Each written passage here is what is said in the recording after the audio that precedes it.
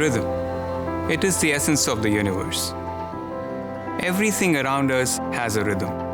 With its rotation and revolution around the sun, the earth itself has a rhythm. The notes of a symphony are nothing without a rhythm. Atoms vibrate at their own frequencies, and molecules dance to their own tunes. Just like everything else in this vast, majestic universe, there is a rhythm to which our heart beats almost 100,000 times a day. But what happens when the heart loses its rhythm? The word arrhythmia has Greek roots. It's comprised of two components. First is a, which means without, and the second is rhythmos, meaning rhythm. So literally, it means without rhythm.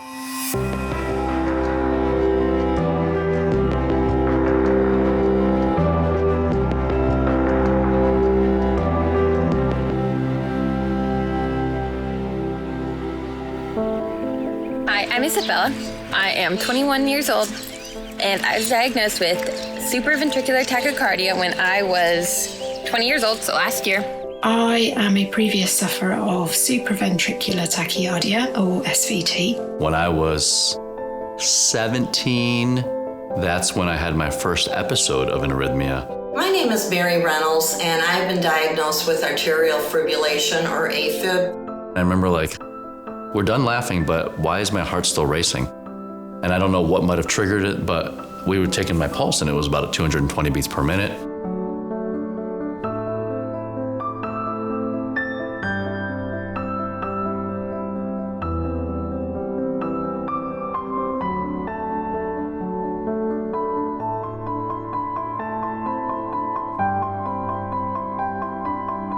I feel like it's really important to raise attention for all arrhythmias, as many people may be experiencing different ones from one another and may experience different symptoms. It is worrisome when you have SVT, because you certainly never know when that's going to start acting up on you. Many arrhythmias can be life-threatening if not stopped. You almost panic when your heart goes into a rhythm, which I was always at 230 to 260 beats per minute.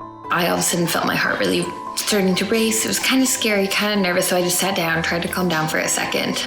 I was scared to death, but trying not to give myself too much anxiety because I didn't want my heart rate going up any further. I want these attacks to go away.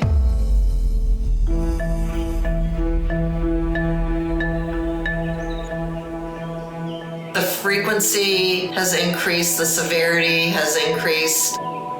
The fear of not knowing when the next attack, I can't deal with them anymore. Atrial fibrillation is one of the most common electrical disorders in which the atrium fails to contract in a coordinated manner. So we call it fibrillation because it fibrillates. It beats very, very quickly in a very disorganized manner, which disrupts the normal function of the heart. Doug? It's the morning of my follow-up consultation, and I'm having an AFib attack. There's discomfort in my chest. I'm feeling lightheaded, dizzy, and I feel like I'm losing control. You know, I had an AFib attack last night. It's still going on. And look at what it's showing. So your heartbeat is irregular. I have spent the last 2 years dealing with arterial fibrillation. I changed my diet, I increased my exercise, I lost a few pounds. I've also eliminated all the stimulants, but I have tried everything. 2 years adjusting, and nothing seemed to have helped my AFib attacks. They still came on. If ablation is it, which is my worst fear, Right. there's a catheter going in my heart. I'm having understand. a problem with that. And I've lost 11 pounds since April. I've slipped on occasion, but I have tried really hard. A lot of the conditions we're seeing, like atrial fibrillation, other arrhythmias, things that lead up to heart attacks, and then more dangerous arrhythmias, may be preventable if we had much better awareness about just dietary and nutritional education. I think we just lost sight that maybe we need to treat our bodies a little better. You've had the test. I think our meeting with the doctor this afternoon We'll put everything in its place, and we will proceed with his recommendation. I'm really, really nervous about this appointment. I'm scared to death. Going for a procedure in the heart is always scary. Sometimes I'll tell patients, after the procedure, you're going home with a little Band-Aid in your leg, but that doesn't mean that the procedure that you had was a small thing.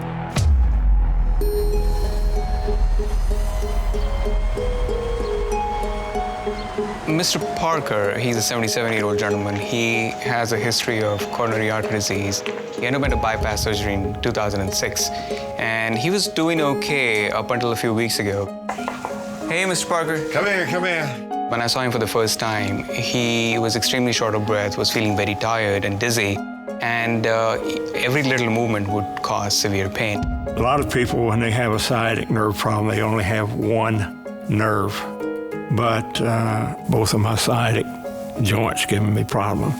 I get seizures at times, and it can drop me to my knees. That's a sciatic spasm. That morning I had another procedure scheduled with another doctor. He was going to put in a morphine pump for me. My wife and I, we arrived for the appointment, and he says, your heartbeat's down to 29. You're not getting on the table. You're to the point that I can't let you leave this office by yourself. You have to go to the hospital by an ambulance. Good. Of course. I had a spasm, and it got so bad that I asked them to stop filming. But spreading the word about my heart condition and stuff is important to me, because it's had a traumatic effect on me and my family. If this helps, more power to it. You've been having these symptoms for the past couple of weeks, you said, right? Last month or so. Last month almost? Okay. So your heart rate is still pretty low, and we do have to do the pacemaker. Okay. Now, I looked at your echocardiogram, or the ultrasound of your heart, and your heart muscle function looks good. So that's good news. Okay. And we'll be able to do the procedure today. Overall risk is between 2.5 to 5% of any acute complication happening. Risk of any life-threatening complication happening or requiring open heart surgery is going to be less than 2%. I'll take those odds any day. So the heart has 4 chambers, and the heart's like a home. Just like a home has rooms, the heart has chambers. There's 2 on the top, they're called the atria. There's 2 on the bottom that are called the ventricles.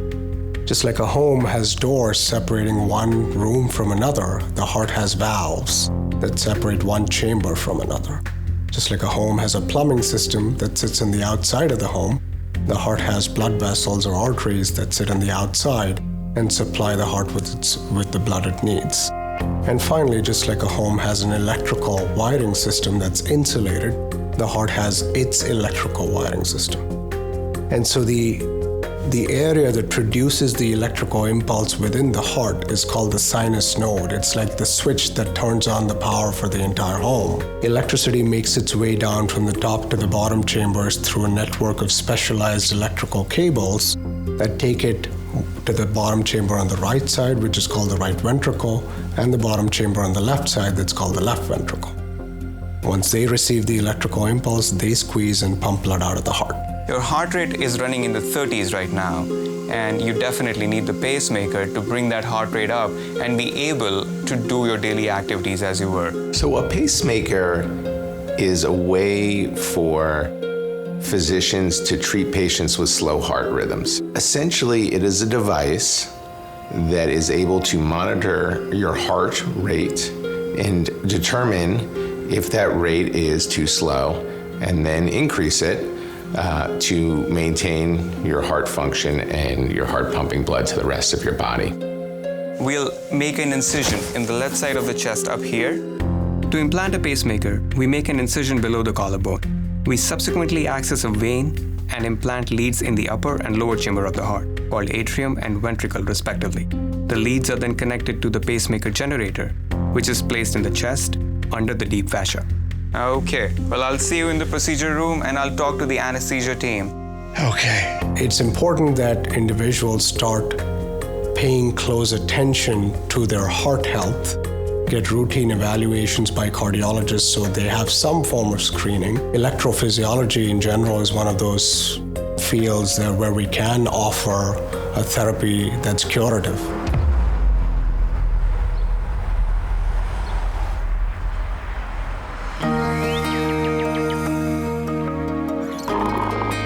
Mama. Good morning. Good morning. How you feeling? I feel good. I'm excited to finally get your answers. Supra-ventricular tachycardia, or SVT, is a rapid, organized heart rhythm that originates from the top chambers of the heart. Although usually not life-threatening, can cause fairly debilitating symptoms. Although SVTs can be caused due to different mechanisms, two most common SVTs are AV nodal reentry tachycardia, or AVNRT, and orthorhombic reciprocating tachycardia, or ORT. These arrhythmias occur when an electrical signal gets trapped in an electrical loop and keeps going around and around in the heart, making the heart go fast. The most common way of forming an electrical loop in heart is through an extra connection or pathway. An extra electrical connection within the normal conduction tissue, or slow pathway, leads to AVNRT, whereas an extra connection away from the normal conduction tissue leads to ORT. During SVT ablation, we cauterize these extra electrical connections, leading to termination of the arrhythmia. So like today's the day. I feel like, I've only known that you've been experiencing this for, it happened around Mother's Day that I came down here and, you were in the hospital. So is it like, are you excited? Are you nervous? Yes, I'm very excited to get this fixed. I never thought that there would be a fix for it. I thought it was something I was going to have to live with the rest of my life. Apparently, it was something that I was born with. I never knew. I don't think that you knew growing up that I had the symptoms that I had. I didn't tell anybody. I see patients who are not diagnosed in time because the episodes themselves can feel like panic attacks. How did you know they were symptoms, now that you kind of think about it? It's very weird. They came out of the blue. It's kind of like you're on a roller coaster. And when you're going up the hill, you kind of feel like something's on top of the hill. And then all of a sudden, my stomach will drop, literally drop like you're on a roller coaster. And then you know how when you go down that hill, it's like everything kind of stops in time. Like you don't think about anything else, and then you come back up and it's kind of like a relief. And that's when my heart starts the racing and the flipping. And it literally feels like a fish out of water. Like I would totally think that somebody could see my chest. It can be quite scary for patients. I like to tell them that heart rhythm per se is not life-threatening. However, these episodes can get in the way of you doing things. SVT can really affect all age groups. There is somewhat of a bimodal age distribution. One group is children and young adults, and then the second group is our more elderly, sort of senior-aged population. We'll counsel patients on special maneuvers that can increase vagal tone, such as bearing down hard, splashing cold water on their face. That's more acute management, doesn't really prevent them from happening. It's the scariest thing I've pretty much have dealt with my life. Yeah. And I thought I was just gonna have to live with it, and I don't. Yeah. And I'm really happy. I'm not nervous at all. I'm excited to finally possibly live a life to not have to wonder if that's going to happen. But I'm very excited. I can't wait. Well, so ready to go? I am very much ready. All right, let's do it. Well, thank you for coming. I love you. Love you too. One phrase that we often use is that ablation is salvation, because there's very few things in the whole field of medicine that are truly curable. It's so few surgical or interventional procedures where you can touch a spot that causes a problem and eliminate it off the face of this earth for the rest of time as we know it.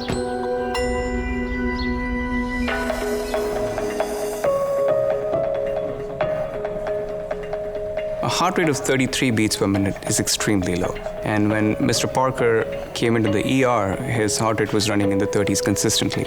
Time is of the essence whenever a patient comes in with such low heart rate, because that can lead to low cardiac output and that can impact the rest of the organs of the body. The anesthesiologist says, "You'll be going out very shortly." And I said, "Well, let it come on. Let's get this procedure over with." And next thing I knew, I got put to sleep.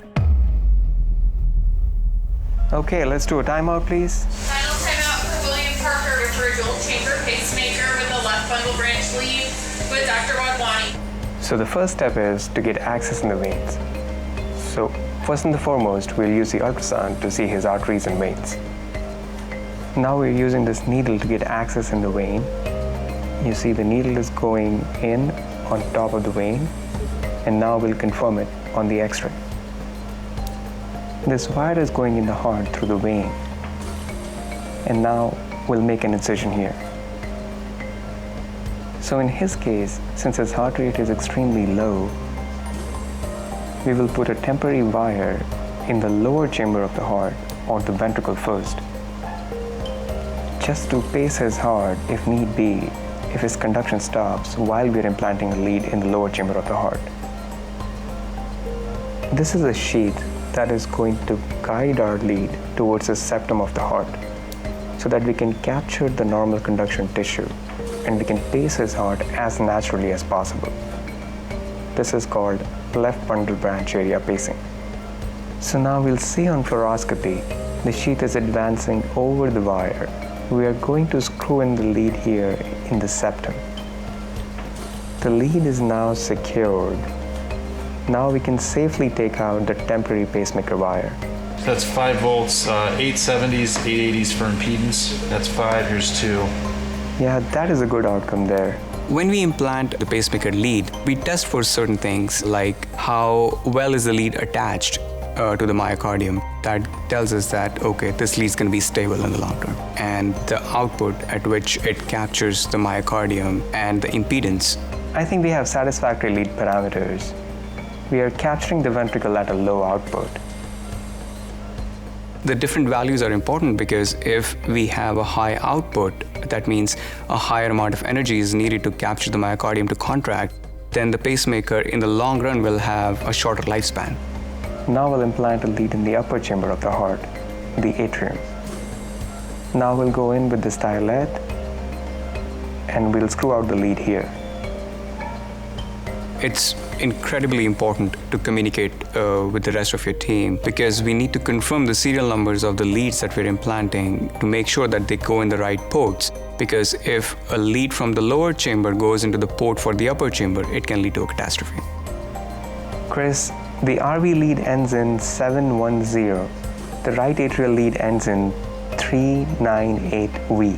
The pacemakers are usually about 2 inches by 2 inches and they weigh around 20 to 30 grams and they deliver about 2 to 3 volts of energy with each impulse in order to capture the myocardium so that the heart can contract. Now we have attached the leads to the pacemaker and Mr. Parker's heart is beating from 63 to 66 beats per minute. And now we'll put the pacemaker into the pocket.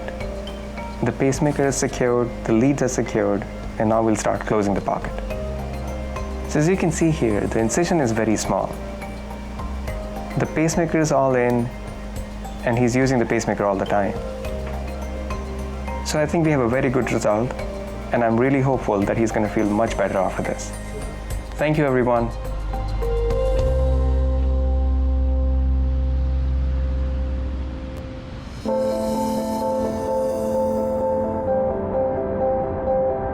I am just so excited about getting this done today. You have no idea. I don't think I've ever felt really excited about any kind of procedure. Meanwhile, I've got knots in my stomach, but I'm excited for you too. I think you're more nervous than I am. Yeah, seriously. It's been a journey. It has. And it's going to be so nice that I don't have to worry about being woken up in the middle of the night, going places and not always worrying about if this is going to be the day it's going to hit me. That is going to be such a weight lifted off of me. I just want to feel better. Yeah. I want to feel better. And I never thought this would ever happen.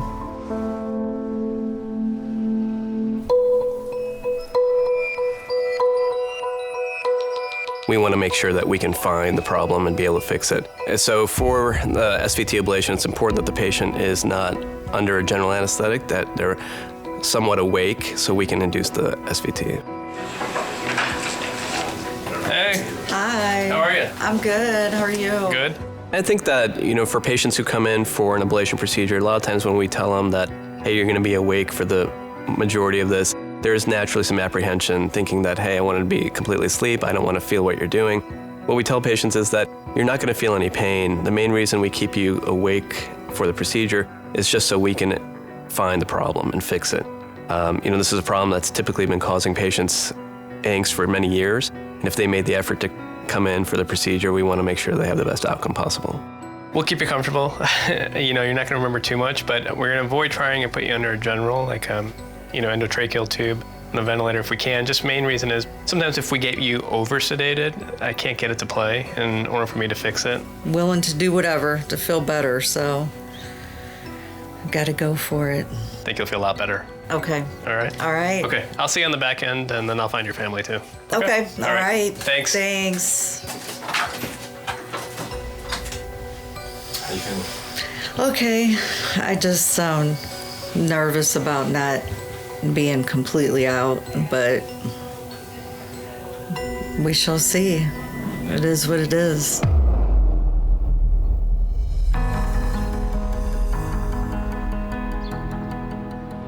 We're going to Mercy Heart Hospital. We've got an appointment with a cardiologist. He's going to review the test results with us and offer his advice in terms of what direction in terms of treatment that I should take. At this point, I will do just about anything to make this AFib go away. Atrial fibrillation is where the atria is quivering. It's out of sync. So what happens is blood starts pooling in the atria, which forms blood clots that can go to the brain and cause stroke. And so if a person has multiple risk factors that put them at a risk of forming those blood clots in the heart, we have to have some way of protecting them from having a stroke. The first line of therapy for preventing stroke in a patient that has atrial fibrillation is blood thinners. Alternative strategies are usually reserved for patients who cannot tolerate blood thinners for whatever reason.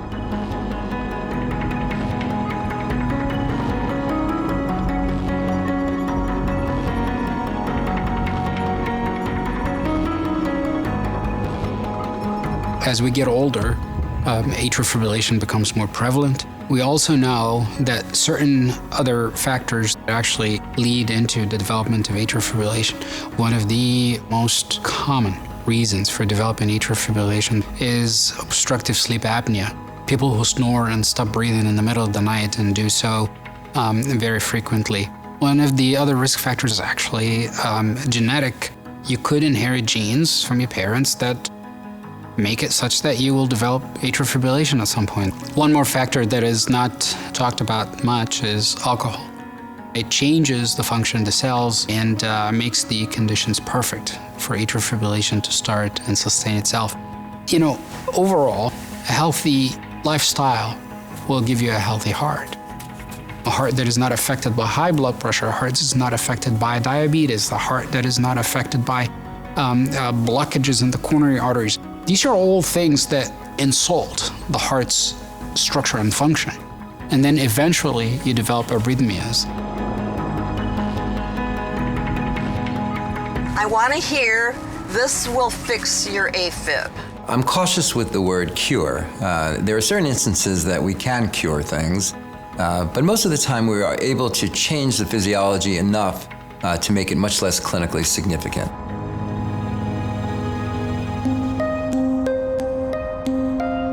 I'm meeting Ms. Reynolds for a follow-up appointment. She has had atrial fibrillation episodes, and we've tried medications. We're just going to talk about whether she should move forward with the ablation or would she like to explore other options.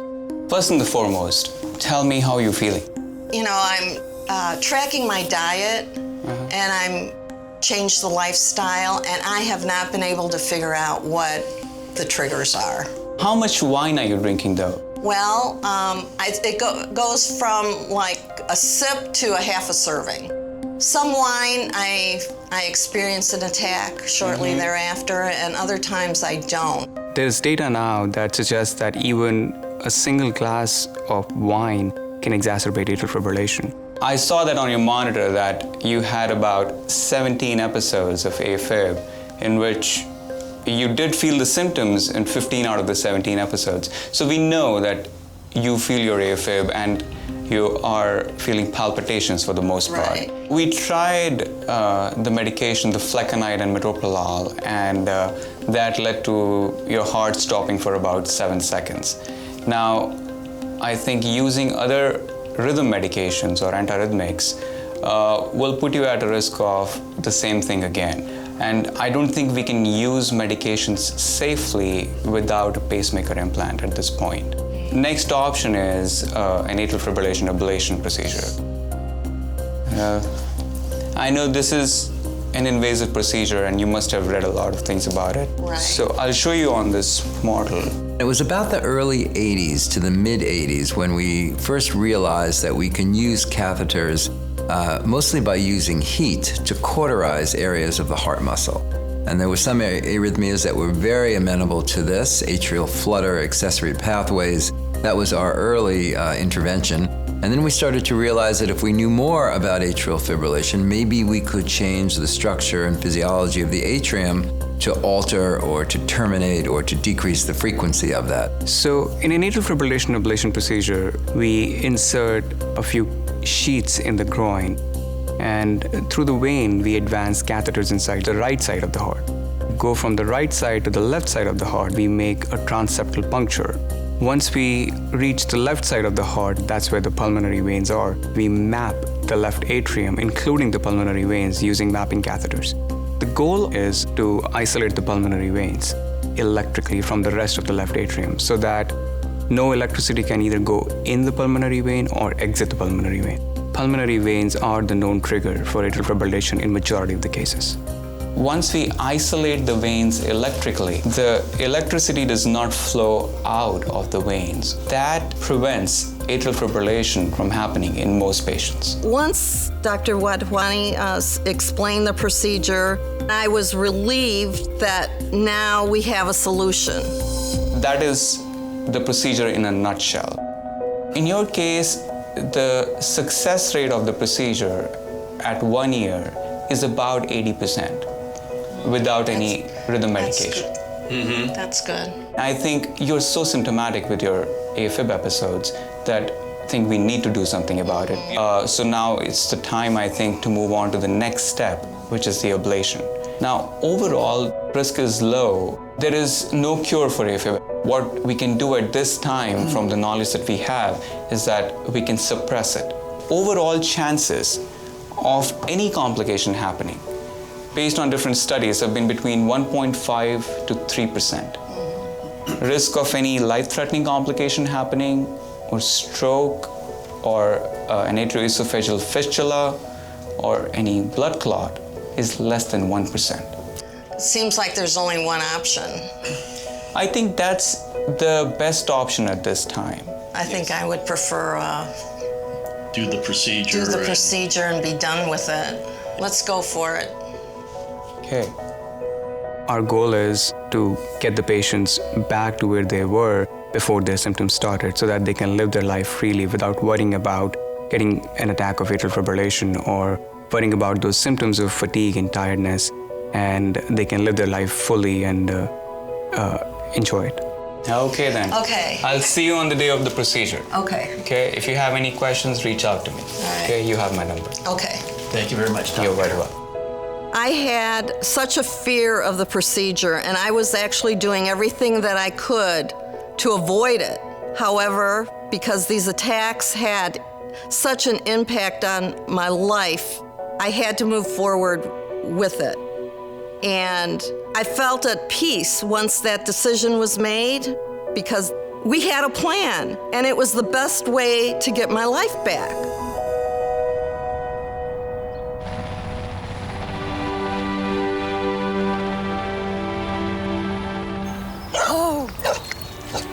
So using my watch to track my heart rate, once I started noticing it happened, I set up my watch screen so I could track my heart rate throughout the day. A smartwatch can be very helpful in detecting an arrhythmia because oftentimes we can get a high quality recording from the watch, which could be enough to actually, provide a reliable final diagnosis. So the way a smartwatch works is flashes of light are reflected onto the skin. The changes in the wavelength of the light rejected from the skin into the sensor, the watch can understand or compute the heart rate. Other ways or more advanced ways are actually recording the EKG, the electrocardiogram, from the watch. Based on that recording, you can determine whether there's an arrhythmia or not. I could bring actual proof and evidence to my healthcare provider and show them my past high heart rates. I really think smartphone watch do have their place, and I found that it really helped me. At the time of the height of my SVT arrhythmia, I would be probably too scared to come out for a walk on my own like this.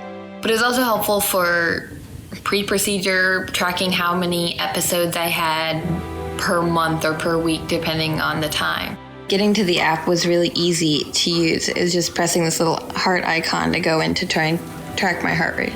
And post-procedure tracking if I ever had any again, which I haven't. People who have history of high blood pressure, obstructive sleep apnea, diabetes, or have obesity, they are more prone to atrial arrhythmias like atrial fibrillation.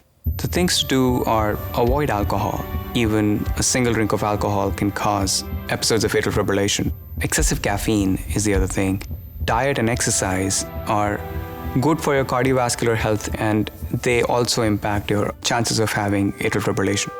It is a bit of a double-edged sword though, because you can become quite obsessed with them. If you're very, very tuned in and focused on your heart rate, whether it be before or after or during treatment, it can become a bit of an obsession. So I would say use them with caution. Sometimes people can get worried about findings that are brought up by their smartwatches because a lot of the physiological phenomena that are recorded by the watch are very normal, but just are not known to us. For example, not too many people know that our heart rate can go very low when we sleep. Sometimes it could be 30 beats per minute, sometimes 20 beats per minute, and that's totally normal. Same for rapid heart rate or fast heart rate. Sometimes people are worried because their heart rate is elevated. And people get scared by that, by the watch. So I try to explain to them that that's normal, that's physiology.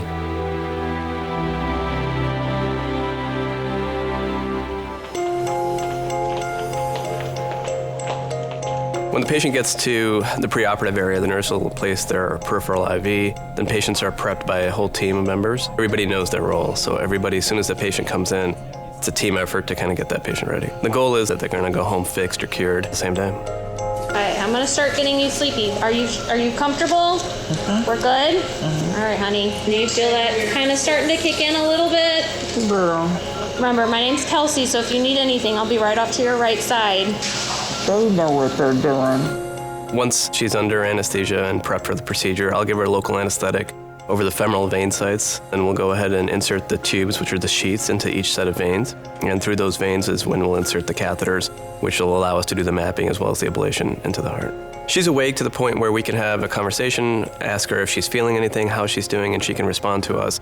But she won't have any discomfort or any pain. So we've gotten venous access on both sides, so we're going to take an ultrasound catheter, we're going to run that up and place it in the right atrium. So that'll give us kind of a home view. Then let us take the mapping catheter, ablation catheter, and create geometries. So essentially what we're trying to do is modify the abnormal circuit or pathway, or that band of tissue, if you will. And so there's a couple different ways to do it. The catheters can either deliver heat energy, which is called radiofrequency energy, or we can use cold energy, which is called cryoablation. Everywhere we're working inside the heart is millimeters, and so the precision in the mapping system and GPS system that we use is to the 10th of a millimeter in terms of accuracy, because we have to be very precise. Leave the ablation catheter in there, and now we're taking the pacing catheter. This will sit in the coronary sinus, which is the vein that goes around the backside of the heart. And this little serve as our reference catheter, also allow us to do any pacing we need during the procedure. And then the last catheter we're putting up is a right ventricular catheter, so this will sit in the right ventricle of the heart.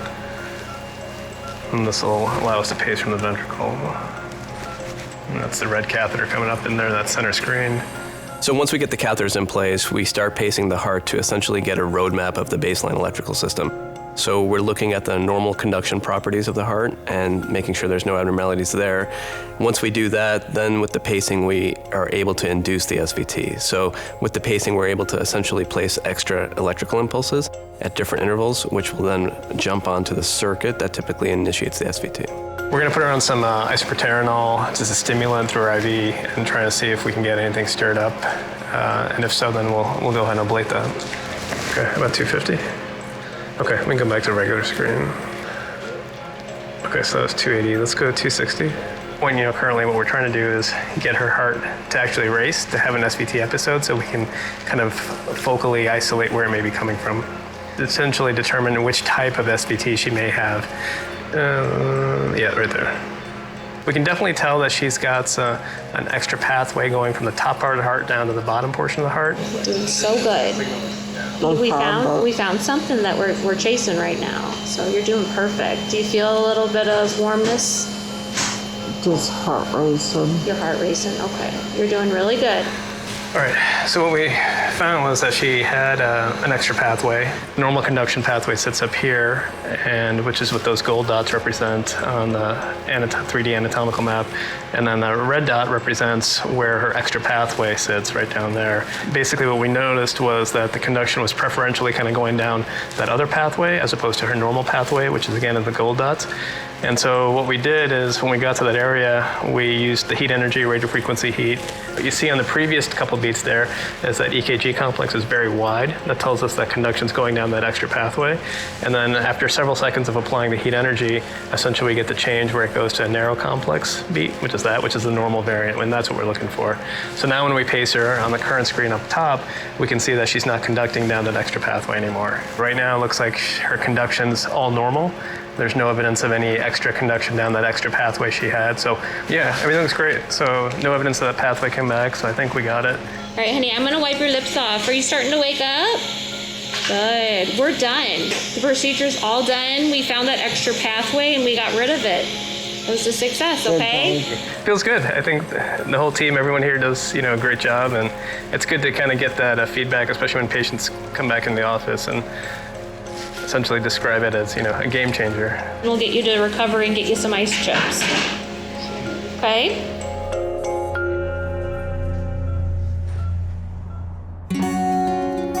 The opportunities to help people quickly, efficiently, and with minimal impact on their day will just expand in such a great way that it's really exciting to be a doctor in this field. Okay, honey, you gotcha. 1, 2, 3. In terms of the number and types of procedures that are being done for patients now, within my own career, the number of procedures I do in a day has probably quadrupled, which is great because it tells you that there are so many opportunities to help people feel better.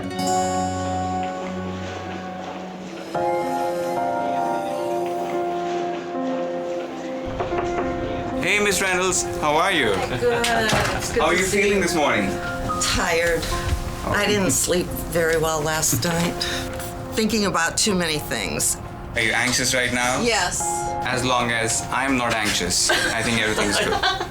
It's extremely important for us to make our patients comfortable and at ease before they go into the procedure. The risks are extremely low. It does involve us going inside the heart, but it's not an open heart procedure. Any questions about the procedure for me? I'm looking forward to just having a normal life again. Well, I'll try my best to get you there. And do you want to go over the risks and complications before we get started? No. I'll see you in there soon. Yeah. Okay. Take care of my wife. I certainly will. I was scared, and when I get scared, I get emotional. Love you too. It's the fear, it's the uncertainty, it's the vulnerability of being in a gown, not knowing what's happening next. Things are not on your time frame. He's done hundreds of these. I know, and the numbers say it's It's safe. It's safe. It's going to work. It's going to be great. And I love you. Yeah. First call is to the kids, okay? Yeah. The time came, and nerves are frayed. It amazed me how many people were in there, and the care and attention that they took, I believe, are unparalleled. 1, 2, 3. Many times I get overwhelmed by the number of personnel. Everyone has a specific job to take care of the patient, to make sure they are comfortable, that everything is at the right spot in order to perform the procedure correctly. They put me on the table, put the mask on, and Okay, final timeout. Here with Dr. Wadwani for PVI. TEE was negative, no allergies. ELK was taken on 6/26, INR 1.2, creatinine 0.80. We have Nick with anesthesia, and we have Daniel with cardio. Perfect. Thank you. Once the patient is under anesthesia, then our goal is to get the procedure done as effectively as possible, as quickly as possible, to minimize the time under general anesthesia. Majority of the atrial fibrillation ablation procedures would last anywhere between 2 to 2.5 hours. First step is to get access in the veins, and we use ultrasound because it's safer. Now, we'll give her some local anesthesia to numb the skin up. The equipment that we use, it has come a long way. We use magnetic-based mapping and impedance-based mapping. We can track our catheters using an electromagnetic field. It gives us very, very precise location of our catheters so that we can perform the ablation as safely as possible. We have the catheter in the coronary sinus. Now the catheter gives me the signals from the right atrium and the left atrium both, as you can see on the screen now. So we are currently looking at the heart from the right side and looking into the left side of the heart. The membrane in between is called the fossa ovalis. So we're going to cross with our needle. Here now we're using the combination of 3D electroanatomic mapping and the CT scan. It's amazing technology that we can literally map the heart and the electrical signals in there. So we use this catheter. It has 8 splines, and it goes inside the heart and collects all the electrical data. And this is the ablation catheter. So this catheter here, it's an irrigated tip catheter, and it basically has the radiofrequency energy that we can apply on the heart to cauterize the tissue and create a scar. Okay, so we're creating the electroanatomic map. Based on the electrical signals, we assign color. So if the electrical signal is healthy, then we assign it purple or pink color. If it is not healthy, then we assign it a red color. And we expect the color inside the veins to be at least in part red. So this catheter that's going in now is the ablation catheter that has the radiofrequency energy through which we can perform the ablation and apply radiofrequency energy on the tissue to cauterize the tissue. Green tip. Yeah, that's 0 here, please. Okay. There are 4 veins now, as we saw in the CT scan, 2 on the left and 2 on the right. And you see some area of red inside the veins, and that is normal. There is this green electrode in there that we see on the screen, and that is basically a probe in her esophagus that's going to record the temperature of her esophagus. Now when we do ablation on the back wall of the heart, we are cautious while applying radiofrequency energy because that may lead to temperature rises in the esophagus, and that can lead to complications down the line.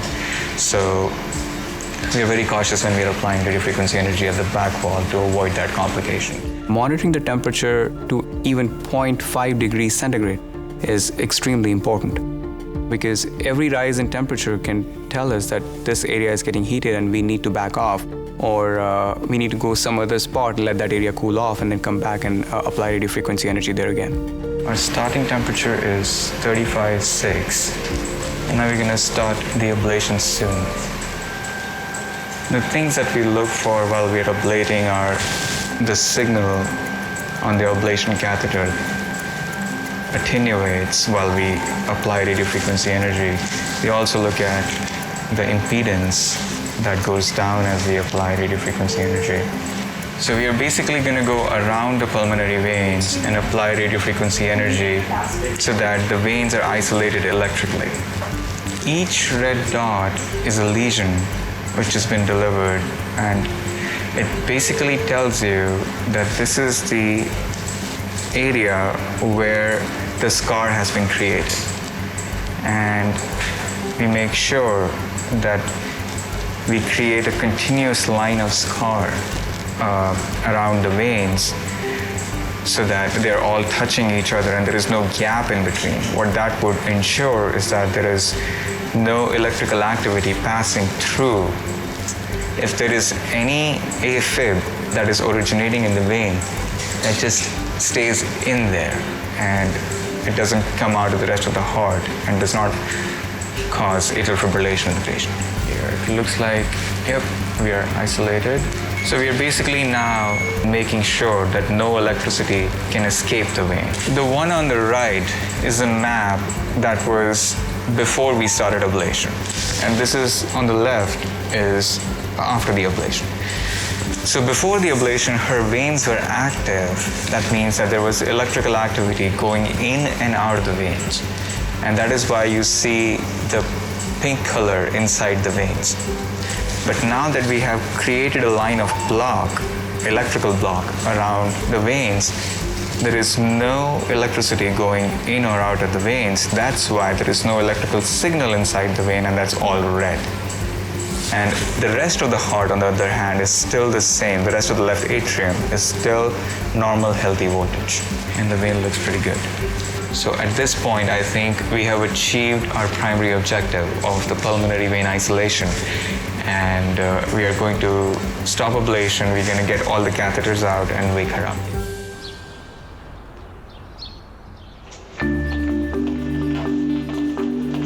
I've done hundreds of procedures, and even now, it feels great to give the family the good news that their loved one has made it through the procedure safely and will be able to live a better life going forward. Hello. Hello. My daughter's listening in with our conversation, if that's okay. all right. Oh, that's absolutely fine. Okay, yeah, perfect. all right. So everything went fine. She did really well. We did the ablation. We achieved our primary objective. Her veins are isolated. And at the end, we could not induce any arrhythmia. And there were no complications. She did really well.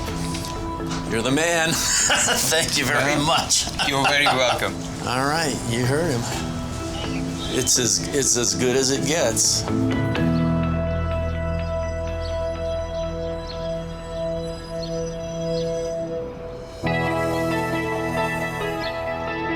I am very excited seeing the difference that this is going to make, because it truly is a scary thing.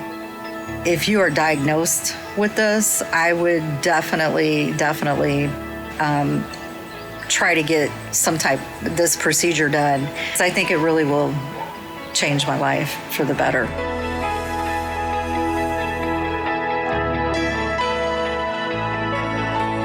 The pacemaker is working great.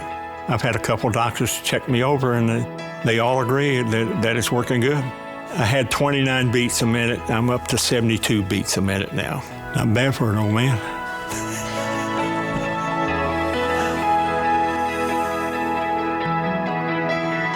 Let me just say I feel fantastic.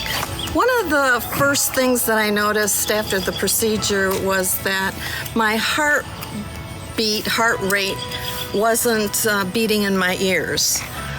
I heard silence for the first time in a very long time. And it just gave me this sense of relief that I was on the other side of the procedure.